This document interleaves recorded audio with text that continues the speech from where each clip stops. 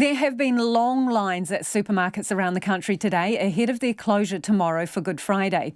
This is despite the Prime Minister saying supermarkets will reopen on Saturday and be open on Easter Sunday. Our reporter Logan Church is outside Wellington City's New World and joins us live. Hi Logan, I'm just wondering, can you give us an idea of how busy it is down there when that fire truck gets past you? I can see a couple of people, if they're watching, we can see a bit of a queue snaking around there. Give us an idea of how far it goes. How many people are we talking? Hi Lisa, it's really quite incredible. We're standing on Schaefer Street, which is at the far end of the Wellington City New World, and behind me the line to get into the store snakes out the front door, down the front of the store, up Wakefield Street, down Schaefer Street where we're standing, and now it's actually curling around Cable Street, which is at the end of Schaefer Street here. We estimate at least 50 if not 60 people are in the line here, and it's growing minute by minute. Of course, this is not the only supermarket in New Zealand which has seen long queues today. We've seen reports all over the country of people coming out in force to shop ahead of the closures tomorrow. Of course, the supermarkets will not be open tomorrow being Good Friday. Now, the Prime Minister says some supermarkets will be able to open on Sunday, so people will only have to deal with not going to the stores for one day. They'll be shut for just one day. But the messages from Foodstuffs, who own New World and Pack and Save and Countdown, is really to shop normal. And if everyone does that, then there will be plenty of food to go around for everyone this long weekend.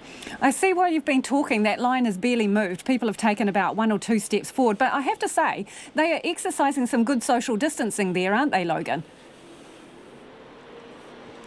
They certainly are. Everyone is keeping their 2 metres distance, and actually just before we saw the police come in and do a few circuits around the car park to make sure everyone was behaving. I also drove past plenty of the other supermarkets in Wellington on the way in today, and everyone across the board seemed to be sticking to the rules. Of course, on all the doors to the supermarkets, all the workers are making sure that people are coming in either small groups, or as a few come in, a few go out, and inside the stores they've been told to stay at least 2 metres away, and many supermarkets follow a line around the shop to avoid as much contact as possible, or ideally have no contact of anyone at all.